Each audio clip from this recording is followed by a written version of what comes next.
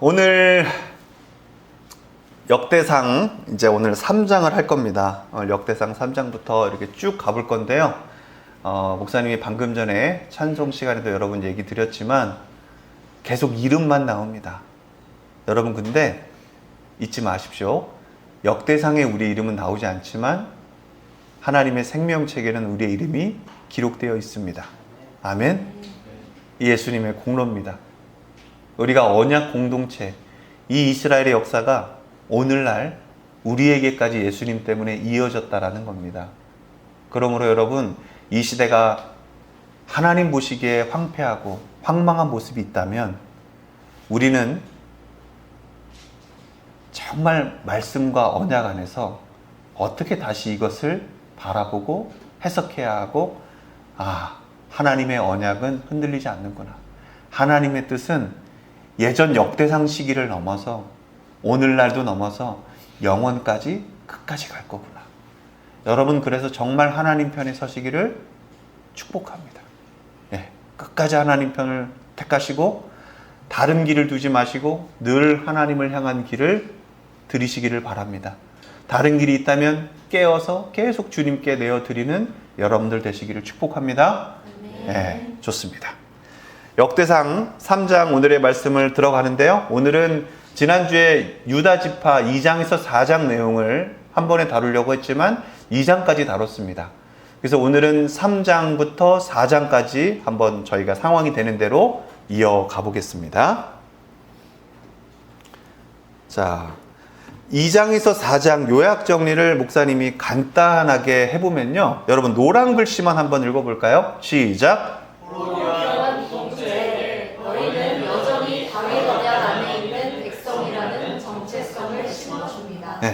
여러분 우리도 다윗 언약 안에 있는 예수 그리스도 언약 안에 있는 한 몸이요 공동체인 줄 믿으시기 바랍니다. 그렇게 받아들이면 되는 거예요. 그래서 9장까지 여러분 이것들을 쉽게 저희가 읽고요.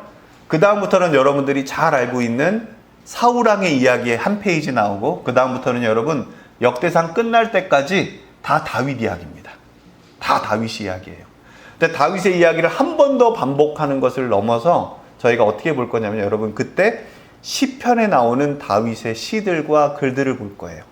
역대상 본문에서는 다윗이 이러한 일이 있었다라는 것을 역사적으로 제사장적인 관점에서 얘기했다면, 그때 이런 일을 겪으면서 다윗은 어떻게 버텼고 어떻게 기도했고 어떻게 찬양했나, 우리가 그것을 그때부터는 찬양 예배를 컨셉으로 해서 찬양 예배를 디자인해서 저희가 함께 예배를 좀 드려볼까 합니다.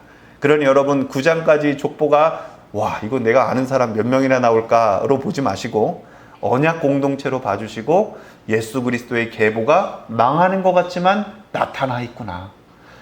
이 수많은 계보 속에서 하나님의 길을 선택했던 사람들이 이런 사람들이 있구나. 포로 갔다 왔더니 결국 이러한 사람들로 하여금 하나님은 다시 부흥을 일으키시는구나. 여러분 이거를 느끼시면 되는 겁니다. 좋습니다. 자, 오늘 3장 할 건데요. 자, 요것도 간략하게 보면요. 역대상 3장은 다윗 왕의 자녀들과 남유다 왕조의 계승을 기록한다. 나라가 바벨론에 의해 멸망했음에도 여호야긴, 그 포로로 끌려갔던 사람 있죠. 37년 동안 여러분 그 사람이 살아 있었기 때문에 그 사람의 후손을 통해서 수룹바벨이라는 사람이 나오고요. 이 수룹바벨을 통해서 수룹바벨 성전이 2차 성전으로 서게 됩니다. 그걸 얘기를 또 해줘요. 자, 그래서 여호야긴에서 수룹바벨까지 계보가 이어져 정치적 단절에도 하나님의 약속은 보존되고 있음을 보여준다. 자, 역대상 4장은 지나갈게요. 자, 오케이. 결론적으로 이 세 장은 정체성을 회복해야 된다. 언약의 신실함을 잊지 마라. 그리고 작은 순종과 기도의 힘을 통해서 하나님의 백성이 어떻게 세워지는지를 우리가 봐야 한다. 이건 4장의 내용과 좀 연결이 돼 있으니까 3장 끝나고 4장 때 한 번 더 설명해 드리도록 하겠습니다. 여러분 혹시 야베스의 기도 아세요? 원컨대 주께서 나에게 복에 복을 더해 주세요.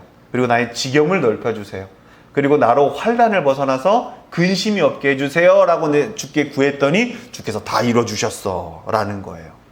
여러분 이게 오늘 4장에서 유다 족복 가운데 나타나고요. 이 족복 가운데 갑자기 특이하게 이 믿음의 고백이 나와요. 족보가 아니라 믿음의 고백이 갑자기 나오고 그 뒤에 시므온 지파가 나와요. 이거는 대놓고 특이하지? 이거 좀 발견해서 좀 볼래? 믿음의 이런 멋진 선조가 하나님께 정말 개인적인 기도를 드렸을 때 이게 부족과 부족을 살리고 민족을 살리는 그런 멋진 기도가 됐어 라는 것을 여러분들에게 또 들려줄 거예요. 그러니까 여러분, 족보가 그냥 읽으면 와, 이거 무슨 남의 나라 족보야 하지만 영적으로 하나님의 눈을 갖고 읽으면 와, 우리네 이야기와 다르지 않다는 거예요. 좋습니다. 자, 오늘은 3장. 그림 멋있게 뽑았어요.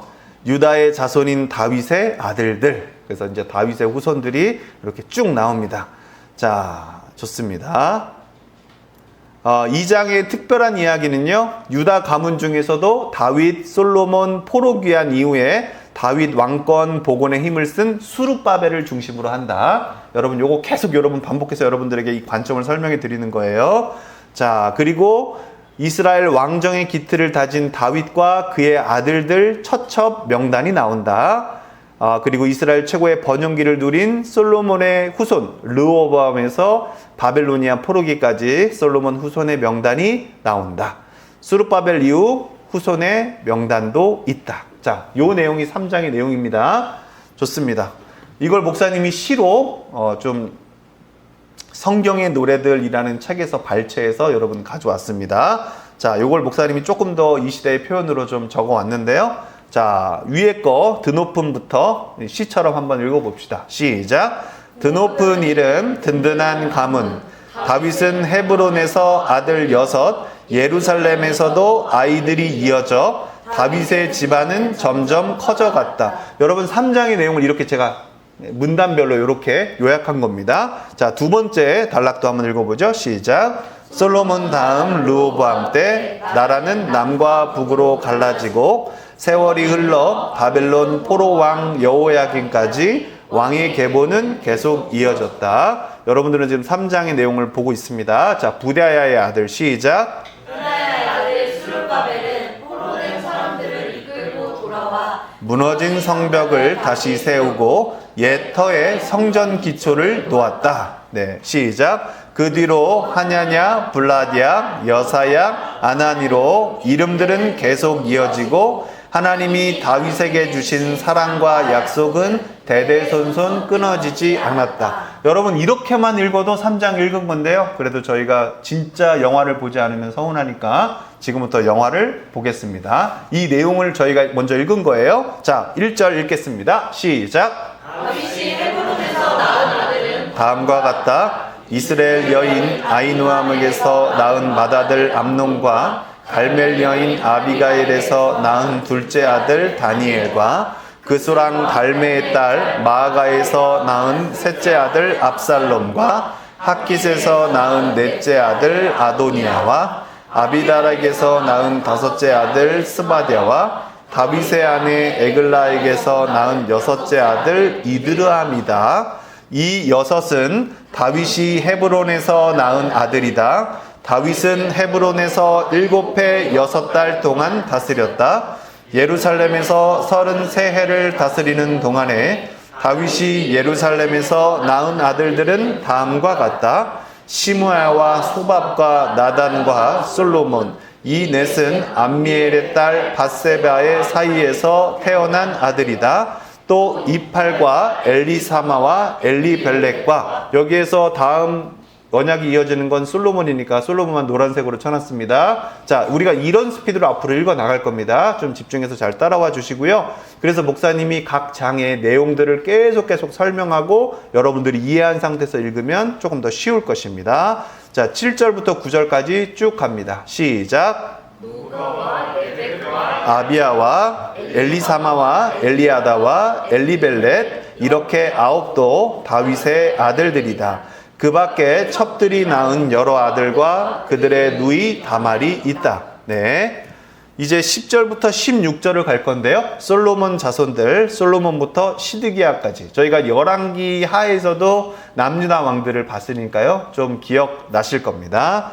자, 가봅니다. 10절 시작. 르호보암이요 그 아들은 아비야요 그 아들은 아사요 그 아들은 여호사밧이요 그 아들은 여호람이요 그 아들은 아하시야요 그 아들은 요시야요 그 아들은 아마사요 그 아들은 아사랴요 그 아들은 요담이요. 여러분 이 여기 있는 사람들 한 사람 한 사람은 역대하에도 다 나오기 때문에 역대하는 솔로몬부터 시작합니다. 그래서 그 후손들이 망하는 데까지 쭉 나오기 때문에 그때 다시 한번 집중적으로 다루고 여기서는 넘어가겠습니다. 자 13절부터 15절까지 쭉 읽겠습니다. 시작. 그 아들은 아하스요 그 아들은 히스기야요 그 아들은 므낫세요 그 아들은 아몬이요 그 아들은 요시야이다. 요시야의 아들은 맏아들이 요하나니요 둘째가 여호야김이요 셋째가 시드기야요 넷째가 살룸이다. 좋습니다. 여러분 여기서 되게 중요한 사람이 이제 목사님이 표시하는 게 므낫세와 요시야였어요. 므낫세 때 나라가 하나님 이제 심판하시기로 결정했다라는 거 기억나시죠? 그리고 요시야가 다시 한번 개혁을 일으켰고 어떻게 보면 남유다의 마지막 성군이라고 할 수 있는 사람이 요시야였다. 좋습니다. 16절 읽겠습니다. 시작. 여호야긴과 시드기야이다. 네, 여러분 여기서 여호야긴을 목사님이 표시했어요. 이게 왜 그러냐면 포로 끌려가서 다시는 다 시들시들해진 것 같으나 와 하나님의 약속은 이 사람을 통해서 스룹바벨이 오게 하고 스룹바벨로 제2의 성전을 짓게 하고 다시 한번 거기서 하나님의 제사를 드리게 하면서 그게 결국 쭉쭉쭉 이어져서 왕들은 아니지만 예수 그리스도까지 계보에 오게 되고 결국 예수님이 진정한 왕으로 오게 되신다라는 예수님의 족보와 연결이 되는 내용이 나옵니다. 자, 스피드가 좀 빠른 것 같지만 여러분 이렇게 읽어도 됩니다. 목사님이 왜냐하면 신학적으로 관점을 설명해 주니까 그렇습니다. 자, 17절부터 23절까지 볼 건데요. 바벨로니아 땅에 포로로 잡혀간 여고나 즉 여호야긴의 자손들이 나옵니다. 여기에 당연히 스룹바벨이 나오겠고 이 스룹바벨을 중심으로 이 이야기를 풀어가려고 하겠죠. 왜냐하면 이 사람이 포로 이제 다시 돌아와서 성전을 지어서 그렇습니다. 중요한 혈통이니까 그래요. 자 17절 읽어봅니다. 시작. 포로로 잡혀간 여호야긴의 아들은 살디엘과 말기림과 스만탈과 여가마와 호사마와 르다바이다. 자 19절 시작. 느다야의 아들은 스룹바벨과 시므이다. 스룹바벨의 아들들은 무술람과 하냐냐이며 슬로밋은 그들의 누이이다. 네, 여러분 여기서 스룹바벨 나오죠? 이 사람은 스룹바벨 총독이라고 불려요. 자, 이거 역사적인 걸 간단하게 좀 설명해 드리면요. 이들이 포로로 풀려났을 때는 바벨론이 멸망하고 그 다음에 페르시아가 들어와서 고레스라는 사람이 딱 황제가 됐을 때 칙령을 예레미야의 예언대로 이사야의 예언대로 딱 내려줘요. 70년 만에 딱 내려주면서 스룹바벨이 딱 오는데 이 당시의 역사가 어땠냐면요. 황제만 있었어요. 그리고 나머지는 다 나라를 다스리는 사람을 세웠는데 그들을 다 총독이라고 불렀어요. 그래서 스룹바벨은 사실 다윗 왕의 후계지만 총독이라고 불렸어요. 그래서 스룹바벨 성전이 이제 솔로몬 성전 이후에 제2의 성전으로 서고요. 이게 예수님 오실 때까지 있습니다. 그런데 헤롯 왕이 유대인의 왕으로 인정받고 싶은데 이 사람이 이방인이니까 어떻게 하면 잘 보일까 하다가 이 스룹바벨 성전이 솔로몬의 성전에 비해서 영광이 별로 안 나타나고 뭔가 조금 많이 안 좋으니까 그걸 리모델링합니다. 리모델링해서 유대인들의 마음을 사로잡습니다. 예. 그때 예수님께서 오셨던 성전이 스룹바벨 리모델링 성전이고요. 그걸 리모델링을 누가 했죠? 헤롯이 했으니까 스룹바벨이라는 이름을 싹 지워버리고 내가 했어. 그래서 헤롯 성전이라고 그 당시에는 불렸습니다. 이해가 되셨죠? 하지만 골조는 어느 때 세워진 성전이다? 스룹바벨 때 세워진 성전이다 라고 이해하시면 됩니다. 자, 좋습니다. 20절부터 22절까지 한 목소리를 읽어봅니다. 시작. 이 밖에도 스룹바벨에게는 하수바와 르네와 베레냐와 마사랴와 유사베셋 이렇게 다섯 아들이 더 있다. 하냐냐의 아들은 블야다와 여사야이다. 여사야의 아들은 르바야요 그 아들은 아르나니요 그 아들은 오바다요 그 아들은 스가냐이다. 스가냐의 아들은 스마야이다. 스마야의 아들은 핫두스와 이갈과 바랴야와 니아와 사밧과 다섯이다. 좋습니다. 자, 23절 시작. 스마야의 아들은 엘르엘과 히스기야와 아스리감과 이렇게 셋이다. 네, 좋습니다. 이제 여러분 벌써 3장 끝났어요? 4장 들어가겠습니다. 야곱의 넷째 아들인 유다의 자손들. 네, 유다의 자손들이 또 나옵니다. 자, 4장 1절에서 11절까지 나오는데 먼저 4장의 내용을 한번 여러분 봅시다. 자, 같이 읽어봅니다. 시작. 지금까지는 인류 최초의 조상인 가나안에서 바벨로니아 포로기의 인물들까지 이스라엘 민족의 계보를 개괄적으로 살펴보았다. 2장부터는 이스라엘 12지파를 근간으로 하는 선민의 계보이다. 네, 한 번 더 시작. 이스라엘의 왕통을 이어간 유다 지파의 후손 명단, 또 12지파 중 가장 미약한 세력을 형성한 시므온 지파의 후손 명단이다. 유다 지파와 시므온 지파를 함께 소개한 것은 가나안 땅 분배 때 시므온 지파의 기업이 유다 지파의 경계에 포함되었기 때문이다. 네. 그래서 유다 지파가 제일 언약의 지파로 중요한데요. 그 뒤에 바로 시므온 지파가 나왔어요. 이유는 가나안 땅 예전에 여호수아 때 분배 때 이 시므온 지파는 유다 지파와 같은 지역에 살았어요. 그래서 이것을 한 번 더 집중해 주는 겁니다. 자, 좋습니다. 이제 유다 지파 이야기를 저희가 4장을 또 목사님이 시로 만들어 왔는데 요 내용도 같이 한번 내용으로 이해하고 쉽게 여러분들에게 다가올 수 있게 만드는 거니까요. 한 번 더 같이 읽어봅니다. 소라 사람들 시작. 소라 사람들, 가르미 사람, 마아답 사람 등 유다 지파의 여러 가지 가문이 퍼져 나갔다. 베레스에서 시작된 계보는 계속 이어졌다. 야베스는 하나님께 제 경계를 넓혀달라고 기도했다. 하나님은 그의 구하는 대로 허락하셨다. 네, 이 유다 지파 이야기가 쭉 나오면서 유다의 계보 속에서 시몬이 나오기 전에 야베스의 고백이 나와요. 야베스의 기도 고백이. 오늘 여러분 여기서 은혜 많이 받으실 거니까요. 요거 잘 이해하시고요. 자, 그 다음에 셀라의 후손 이야기가 나옵니다. 유다의 아들 읽어봅니다. 시작. 유다의 아들 셀라 가문에서는 레가와 마레사의 조상이 나왔다. 왕을 위해 옹기를 굽는 사람들과 고운 배를 짜는 사람들도 있었다. 그들은 왕의 일을 맡아 성실히 섬겼다. 네. 자, 그 다음에 시므이와 가족들이 나옵니다. 요거 읽어보죠. 시작. 시므이는 아들 16과 딸 6을 두었다. 그 자손들은 각 성읍에 흩어져 살면서 자기 족보를 소중히 여겼다. 자, 시므온 지파의 개척. 이제 같이 살았으니까 얘네들도 이야기합니다. 읽어보죠. 시작. 시므온 사람들은 양떼를 위해 좋은 초장을 찾아 나섰다. 그들은 넓고 평온한 땅을 발견하고 그곳에 자리 잡았다. 또한 세일산에 숨어 살던 아말렉의 남은 무리를 쫓아내고 그 땅에 정착했다. 자, 여러분 저 한번 봐주세요. 이건 좀 중요하고 제가 여러 번 반복할 겁니다. 자, 여러분 보세요. 남유다에는요, 유다와 베냐민 지파, 이 두 지파가 있었어요. 사실 이 유다 안에는 시므온도 껴 있었어요. 그리고 나라가 르호보암 때 나눠집니다. 그리고 북이스라엘은 10지파가 가게 되고 대빵은 여로보암. 이해되시죠, 여러분? 자, 이걸 제가 왜 말씀드리냐면요. BC 722년에 북이스라엘이 아수르에게 멸망을 당합니다. 그래서 10지파가 다 흩어졌어요.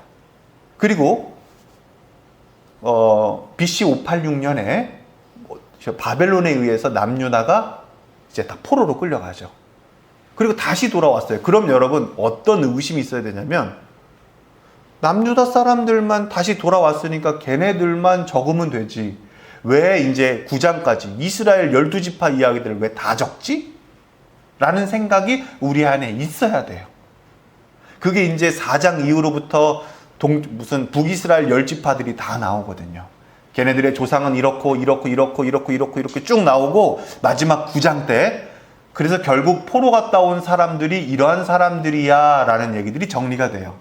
자, 여러분 이걸 목사님이 한 번 더 여러분들에게 설명하고 이렇게 들어야 이해가 됩니다. 자, 보세요 여러분. 여러분 혹시 여로보암 때 르호보암과 여로보암이 나눠졌을 때 나라가 딱 나눠지면서 금송아지 아래 위로 뒀던 거 기억나세요? 그때 남유다에서 올라갔던 사람들 있잖아요.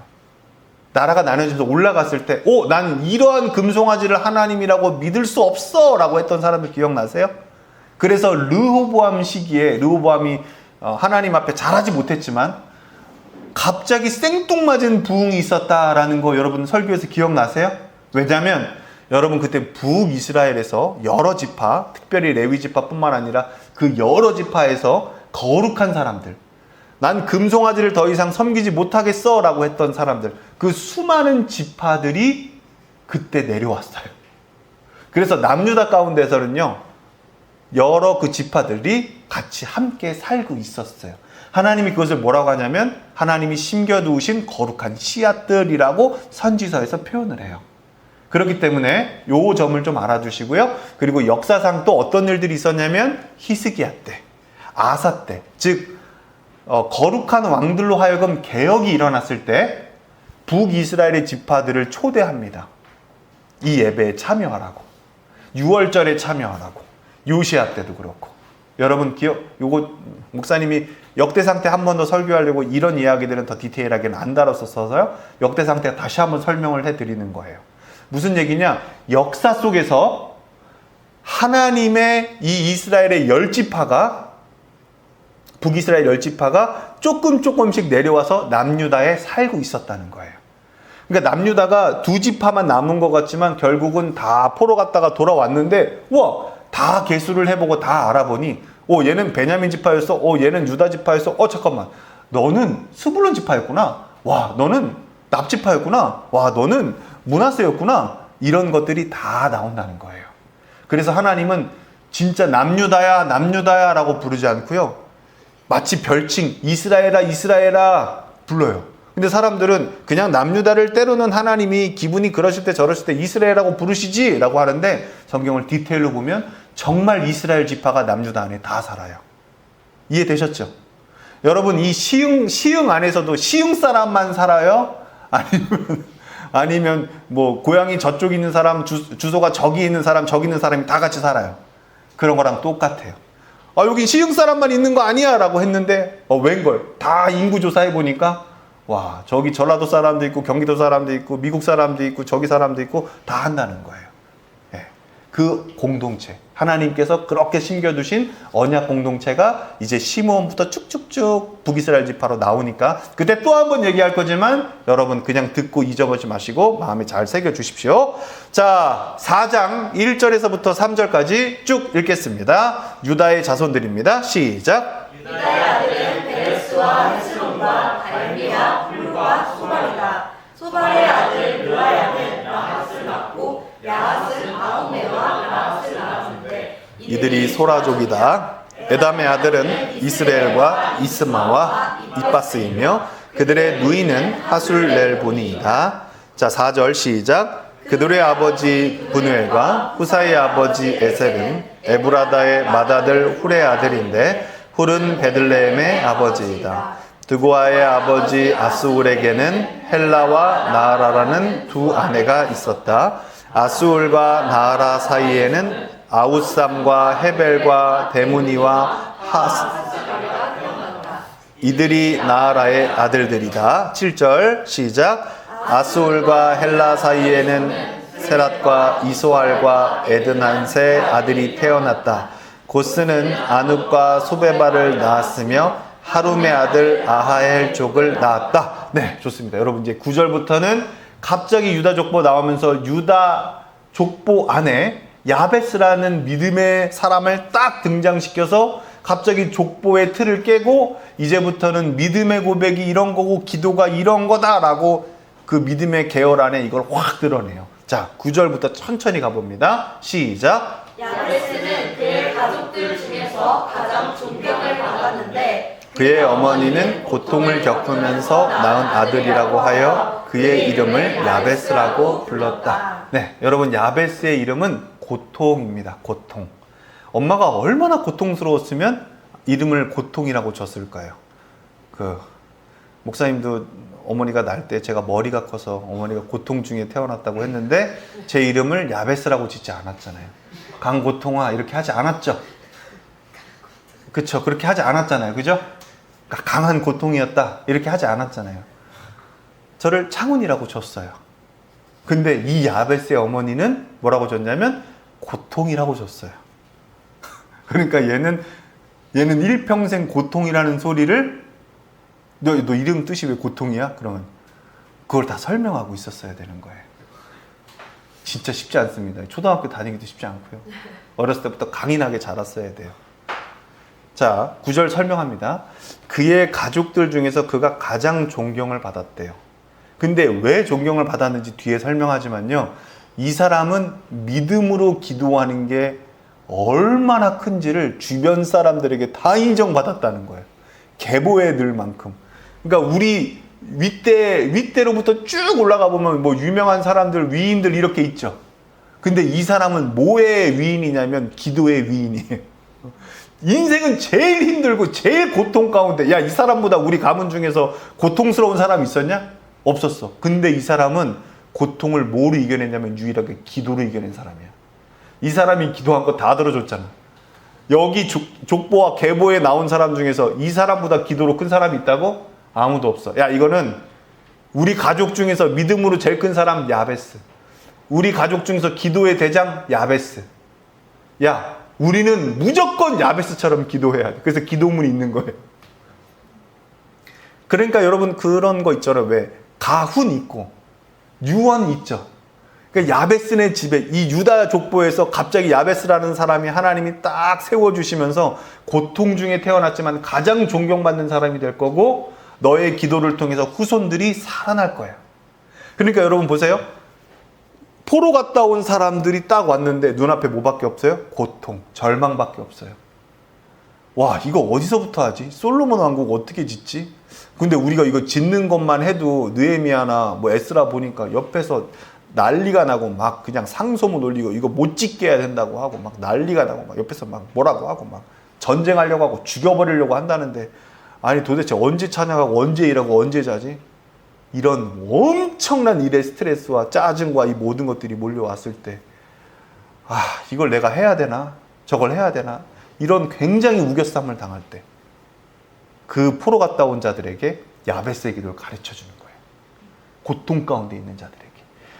나의 개인의 이 고통이 정말 하나님께 아뢰고 그것을 하나님께서 해결해 주셨을 때 나의 이 신앙을 넘어서 이게 공동체에게도 어떻게 퍼져지고 이 하나님의 간증이 어떻게 더 퍼져지고 하나님의 성품이 어떻게 퍼져지고 어떻게 퍼져져서 한 공동체를 이루고 한 나라의 이 엄청난 에너지가 퍼져가는지에 대한 교훈을 지금 주고 있는 거예요. 자, 요거를 요렇게 구절을 이해하시면 됩니다. 그럼 이제 그 10절부터는 뭐가 나올까요? 야베스의 기도의 원문이 나옵니다. 자, 요걸 한번 10절 천천히 읽어봅니다. 노란 글씨가 중요합니다. 시작.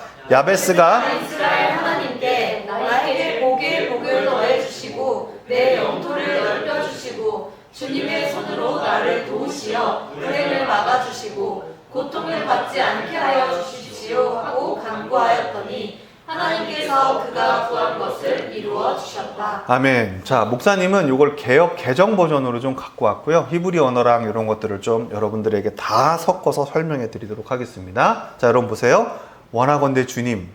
야베스가 고통 가운데 기도하는 거예요. 원하건대 주님.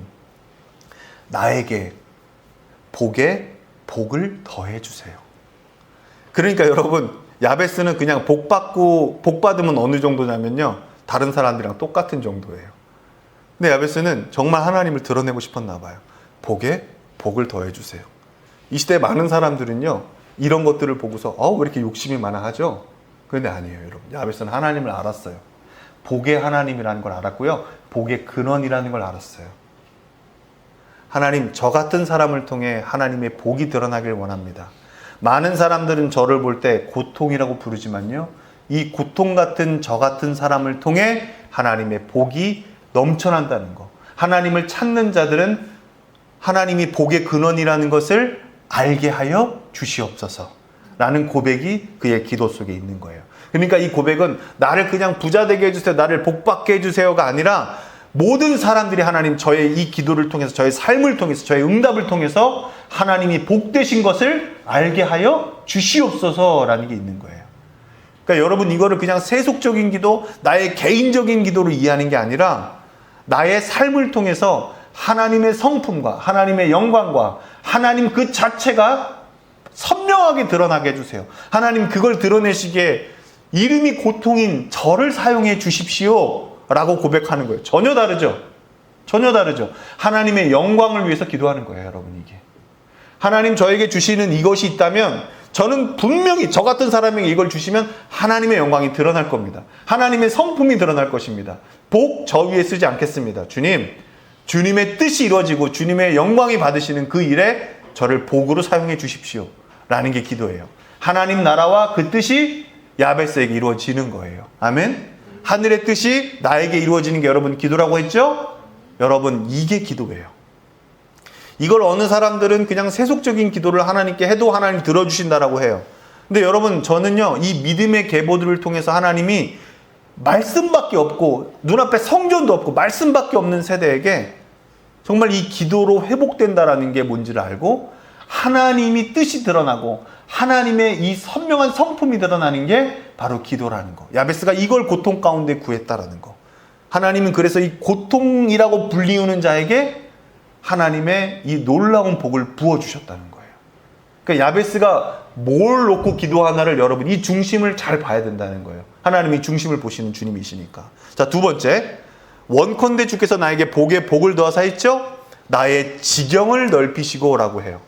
여러분 이거는요 그냥 나에게 지경만 넓혀주세요, 나의 바운더리를 넓혀주세요, 내 사업을 넓혀주세요, 이게 아니에요. 여러분 이거 전에 이 중심이 뭐였을까요?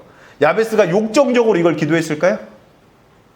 아니라는 거예요. 하나님 욕정으로 했으면 이거 안 들어주시죠. 뭐였냐면요 여러분 잘 보세요. 나에게 모든 인프라를 허락해 주시는 주님이, 나에게 모든 인프라를 허락해 주시는 분이 누구신가 라는 거예요. 어제 목사님이 지만 형제 그 인스타 들어가 봤더니 와 되게 멋진 영상이 올라왔어요. 그 이따가 목사님 저 채널 알려줄게요. 가서 다 공유하시고 저장하시고 퍼다 날라주세요. 위로받았어 나. 지나간 것은 지나간 대로 다 그런 의미가 있대요. 전도서 가사를 막 적어놓은 것 같더라고요. 멋있더라고. 그리고 갑자기 막 꽃이 나오는데 뭐 나는 은혜 받았으니까 막 그래 푸른 마르고 꽃은 시들지. 다 지나간 건 지나간 대로 뜻이 있어. 그 영상을 보는데 여러분 많은 사람들이 거기 댓글을 달고 좋아요를 누르고 공유를 막 하는 거예요. 지경을 넓혀 주시더라고요. 여러분 야베스가 이 기도를 했던 이 중심이 뭐냐면요. 나의 지경을 넓히시는 분이 누구이신가를 드러내게 해주세요라는 거예요. 여러분 왜 유명해지고 싶어요? 왜 잘 나가고 싶어요? 왜 나의 지경이 넓어지고 싶죠? 왜 예술계의 성도가 많아져야 되죠? 저의 욕심이라면 하나님 걷어주세요. 근데 만약에 제 마음에 하나님 정말 저의 지경이 넓어지는 것을 통해서 많은 사람들이 하나님을 보게 해주세요. 와, 정민이가 식당만 하면 지경이 넓어지는 거예요. 사람이 줄 서는 게 점점 좀 길어져요.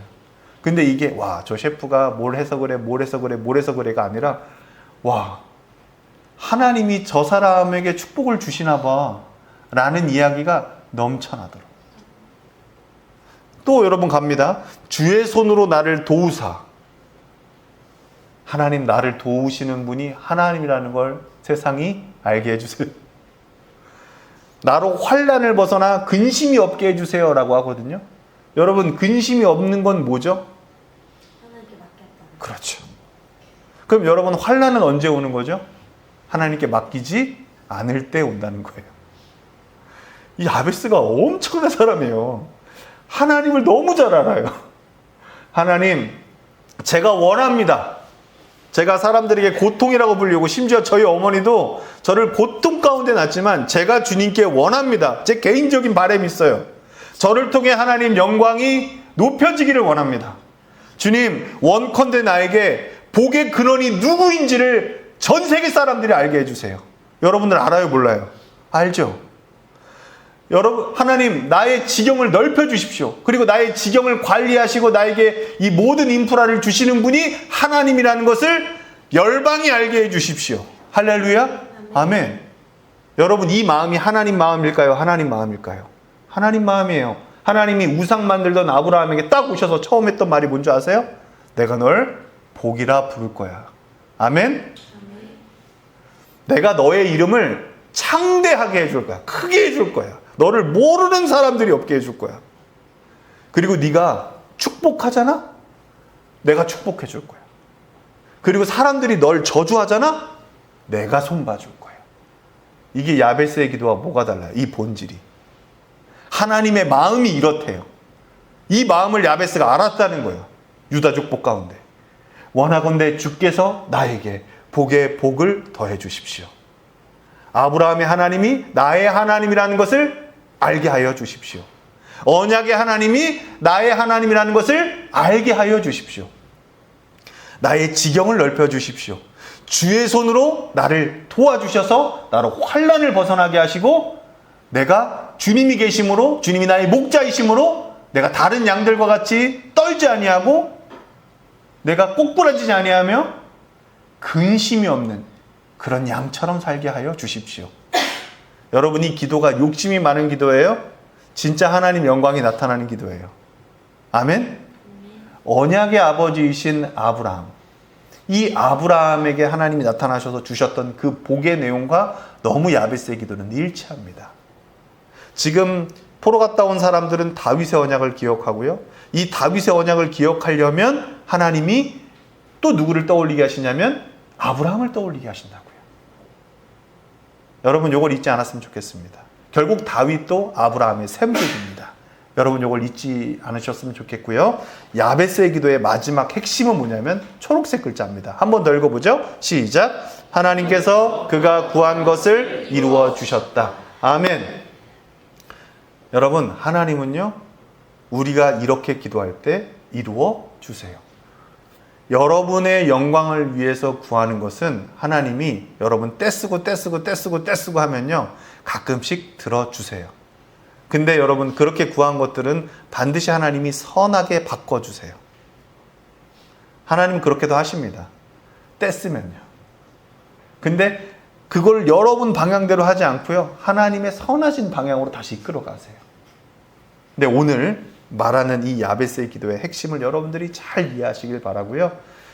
이번 한 주 궁금해하시고 야베스의 기도가 여러분 더 알고 싶고 하시면 더 묵상해 보시고, 질문 있으시면 저에게도 언제든지 말씀해 주시면 감사하겠습니다.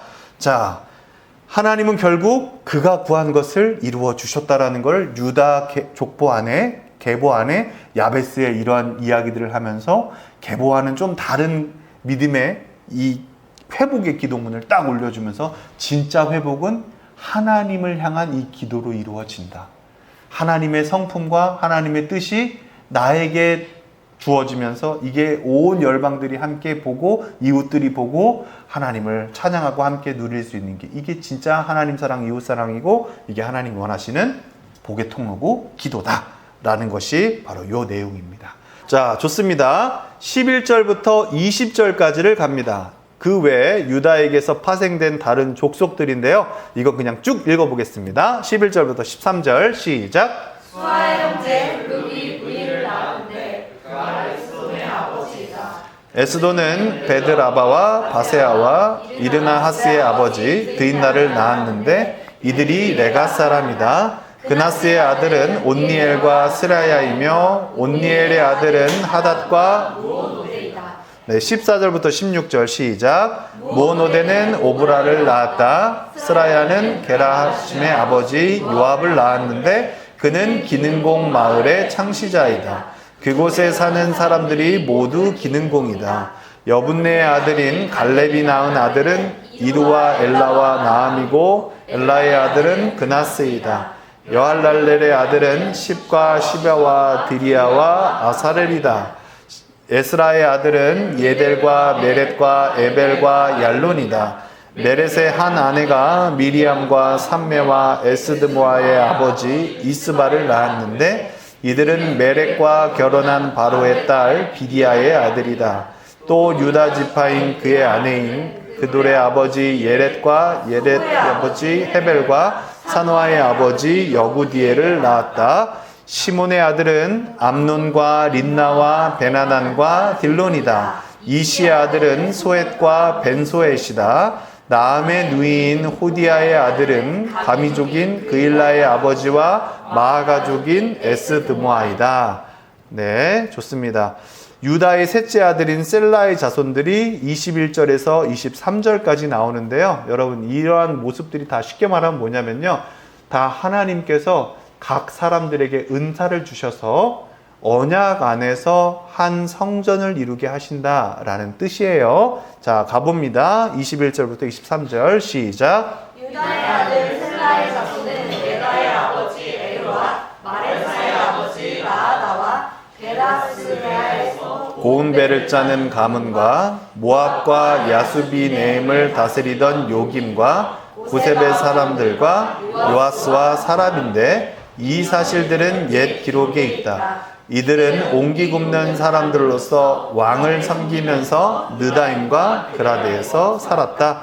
네, 야곱의 둘째 아들인 시몬의 자손들과 그들의 거주지도 나옵니다. 자, 24절에서 43절인데요. 이것도 그냥 쭉 읽고 오늘 찬양하고 마치도록 하겠습니다.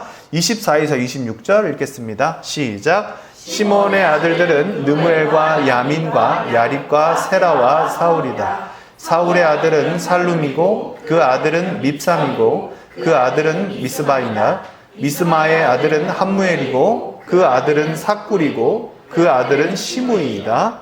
시므이에게는 아들 16과 딸 6이 있었으나 그의 형제들에게는 아들이 많지 않았으므로 그들의 온 일족은 유다 자손만큼 퍼지지 못하였다.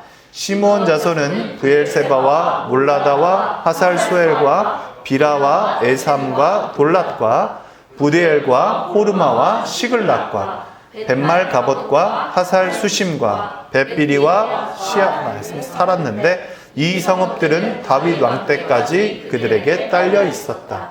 여기에 마을들이 딸려 있었는데 에담과 아인과 림몬과 도겐과 아산의 다습 성읍과. 자, 여러분, 결국 시므온은 유다 지파 가운데 땅이 있었다. 얘네가 어디 살았다 라는 걸 지금 또 얘기해 주는 거예요. 자, 33절 시작. 바알까지 이르는 여러 성읍의 주위에 마을들이 있었다. 이것들이 그들의 거주지로서 모두 족보에 기록되었다. 또 메소밥과 야물렉과 아마자의 아들 요사와 요엘과 예후가 있는데, 요것의 아들이요 스라야의 손자요 야시알의 증조이다. 그리고 옐료에네와 아고바와 여소하웨와 아사야와 아디엘과 여시미엘과 분야와 시사가 있는데, 시사는 시비의 아들이요 알론의 손자요 여다야의 증손자요 시무리의 현손이요 스메야의 오대손이다. 이 명단에 오른 사람은 그 일족의 지도자들이다. 그들의 가문은 많이 불어나서 퍼졌으므로 그들은 그들의 양을 칠 목장을 찾아서 그 돌 어귀에 있는 골짜기의 동짝까지 이르렀다. 거기에서 기름진 좋은 목장을 발견하였는데, 이 땅은 사방이 넓고 조용하고 평화스러우며 전에 함족이 살고 있었던 곳이었다. 자, 41절이 중요하기 때문에 요건 포인트를 읽어봅니다. 시작. 이 명단에 기록된 사람들이 유다왕 히스기야 시대에 이리로 와서 함족의 천막들과 거기에 있는 무님족을 쳐부숴 그들을 쳐부수고 그들 대신 오늘까지 거기에 살고 있는데 거기에 양을 칠 목장이 있기 때문이다. 네, 이 명단에 기록된 사람들이 결국 히스기야 왕 때 초대로 북이스라엘에서 또 어디에서 이렇게 왔다는 거예요. 그래서 지금까지 살고 있다는 겁니다. 포로 갔다 왔는데도 왜? 좋은 땅이 있었기 때문이다. 그래서 이스라엘 그러니까 남유다에 포로 갔다 온 이 지파 가운데는 드문드문 하나님이 심어두신 누가 있었다? 이스라엘 12지파가 그 안에 다 숨어 있었다. 다 심겨 있었다. 하나님이 다시 그들을 통해서 율법을 주셨던, 그 이스라엘 땅 분배를 하셨던 그 옛날 조상들이 이렇게 말씀 중심으로 성전 중심으로 살았던 그 모습을 다시 청사진처럼 그려주는 것이다. 옛날의 조상들이 말씀대로 살았던 그때로 너희들도 말씀 위에 서서 성전을 통해 다시 한번 말씀으로 살아가라 한 공동체로 살아가라 라는 밑그림을 이렇게 그려주시는 겁니다. 자, 42절만 읽어봅니다. 시작. 시몬 자손 가운데서 500명이 이시의 아들인 블라다와 느아랴와 르바야와 우시엘을 주적으로 삼고 셀산으로 가서 피하여 살아남은 아멜렉 사람을 쳐부수고 오늘까지 거기에 살고 있었다. 자, 여러분 요거 한번 보세요. 자, 요건 좀 설명을 좀 들으셔야 돼요. 자, 봅니다. 시므온은 분기시 유다 땅 안 네겝에 있었습니다. 역사적으로 남유다와 함께 움직였고요. 여호수아에도 나옵니다. 그래서 시므온 500명이 세일 에돔 쪽으로 내려가는 장면이 나오고요. 아말렉의 남은 자를 몰아내고 정책한 기록이 역대상 4장 42에서 43절에 나옵니다. 자, 이 얘기는요, 남유다와 무관한 에돔 에피소드가 아니라 남유다에서 남방이 있어요. 거기는 이제 네겝이라고 하고 때로는 세일이라고도 부르는데요. 네겝과 세일을 얘기하는 겁니다. 국경을 확장시키고 안정시킨 사건으로 봐야 한다라는 게 이제 마지막 이 문단에서 얘기하고 있는 거예요. 자, 노란색 글씨는 중요하니까 우리 같이 읽어봅니다. 시작. 역대기는 족보를 통해 예배 공동체의 회복 지도를 그리는데 여기서 시몬의 남방 정책은 남방 벨트가 하나님의 도우심으로 견고해졌다는 신학적 메시지를 전한다. 네. 그러니까 남유다 땅 밑에 네겝이랑 요 세일산이 밑으로 쭉 있는데 이때 시므온 지파가 유다 지파 가운데 살다가 500명이 떨어져서 여기를 정복했다. 그래서 얘네들이 아직도 여기에 살고 있다. 조금 더 땅이 넓어졌다. 그리고 얘네가 여기 살면서 남유다의 남쪽을 잘 지켜주는 이러한 것들이 됐다라고 얘기해 줍니다. 핵심은 뭐냐면 여러분, 이러한 족보들을 다 얘기하면서 옛날 조상들이 말씀 중심으로 성전 중심으로 살았던 이 모든 유업과 모든 디자인들을 지금 한 번 더 포로 갔다 온 자들에게 얘기해 주는 거예요. 왜냐하면 그들은 70년 동안 말씀을 읽은 적도 없고 뭐도 없고 갔다 왔던 사람들이니까 어떻게 살아야 될지 몰랐던 거죠. 그걸 다시 한번 하나님의 뜻과 예언으로 이어주면서 말씀 중심으로 가르쳐 주고 있는 것입니다. 자, 이제 오늘 말씀을 쭉 정리합니다. 자, 같이 한번 읽어볼까요? 시작. 하나님은 이름을 기억하신다. 네, 좋습니다. 여러분, 족보 한 사람 한 사람처럼 하나님은 우리의 이름과 위치를 아신다. 오늘 아까 찬양할 때 들었죠, 여러분? 예수님이 우리가 어디에 있든 우리와 똑같은 인간이 되셔서 똑같은 걸음과 똑같은 말과 똑같은 숨을 쉬시고 우리의 죽음의 위치까지 오셔서 그분이 영생을 주셨다. 그리고 우리가 영원히 살게 되었다. 요거를 알면 됩니다. 그리고 믿으시기 바랍니다. 두 번째, 노란 글 읽어봅니다. 시작. 정체성 회복이 사명의 시작이다. 네, 포로 귀한 공동체가 자신들이 여전히 언약 백성임을 확인했듯 우리도 그리스도 안에서 사명을 회복해야 한다. 요게 바로 오늘의 두 번째 메시지였고요. 세 번째입니다. 시작. 하나님의 약속은 끊어지지 않는다. 아멘. 그래서 여러분, 하나님의 약속편에 서십시오. 아멘입니다. 멸망과 포로 속에서도 다윗 계보가 보존된 것처럼 상황이 변해도 약속은 변함이 없다. 그러니 지혜로운 자들은요, 세상의 트렌드에 서고 세상의 유행에 서는 게 아니라 여러분, 정말 그건 도구처럼 쓰는 거고 하나님의 그 약속, 하나님의 그 뜻 안에 서시기를 바랍니다. 자, 네 번째입니다. 시작. 작은 순종이 하나님의 큰 그림에 연결된다. 네. 수룹바벨 성전은 여러분 이제 다른 성경에서도 나오니까요. 이제 포로기 이후에도 또 다른 성경에서 나오니까 그때 또 한번 제대로 다뤄보고요. 수룹바벨의 성전 재건처럼 오늘 우리의 작은 헌신이 구속사에 쓰인다. 사실 이 수룹바벨 성전은 작다고 볼 수는 없고요. 이걸 왜 이렇게 표현했냐면 솔로몬 성전에 비해서 너무 초라하게 여긴 사람들이 있었어요. 이제 볼품없다고 여긴 사람들이 있었고요. 실제로 솔로몬 성전에 비하면 볼품이 없던 건 사실입니다. 그래서 이걸 이렇게 표현한 거예요. 오늘날 우리의 작은 헌신이 구속사, 예수 그리스도의 나라를 이루는데 쓰여진다. 자, 다섯 번째 읽겠습니다. 시작. 하나님의 중심복을 구하라. 아멘. 야베스처럼 복과 확장과 보호를 구하되 하나님 나라와 뜻 안에서 구해야 한다라는 걸 여러분들 배웠습니다. 자, 하나님 말씀이 이제 마지막 여섯 번째입니다. 시작. 개인의 믿음이 공동체의 회복을 이끈다. 좋습니다. 야베스의 신앙 이후 시몬 지파가 확장된 것처럼 한 사람의 믿음이 공동체에 영향을 준다. 네. 이제 우리 함께 말씀을 정리했으니까 우리 같이 찬양해 봤으면 좋겠습니다. 여러분, 하나님을 아는 것에서 그치지 않기를 축복해요. 하나님을 만나야 합니다. 하나님을 아는 사람은요, 여러분 계속 계산합니다. 진짜 계속 다른 길을 두려고 해요. 야곱이 하나님을 알았을 때 재산을 나눠서 에서에게 이렇게 보냈죠. 자기가 손해볼까봐. 근데 여러분, 정말 하나님을 만난 야곱이 이스라엘이 되고 나서는요, 그런 모습이 사라집니다. 여러분, 두 가지 길이 없었으면 좋겠고요. 오늘 이 고통 가운데 하나님 앞에 기도했던 야베스의 기도. 내가 엄마 품속에서 고통 중에 태어났지만 나를 구원하신 하나님, 나를 택하시고 존귀하게 하셨네. 내 평생에 여호와를 섬기며 그 말씀만 따라 살아가겠습니다. 나 주의 집에 항상 거하겠습니다. 원컨대 주께서 우리에게 복에 복을 더하사 나의 지경을 넓히시고 주의 손으로 나를 도우사 나로 환난을 벗어나 근심이 없게 하옵소서.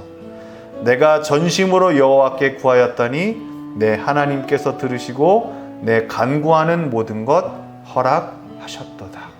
아멘. 이 야베스의 기도 그대로 우리 함께 찬양하고 하나님께 기도하겠습니다.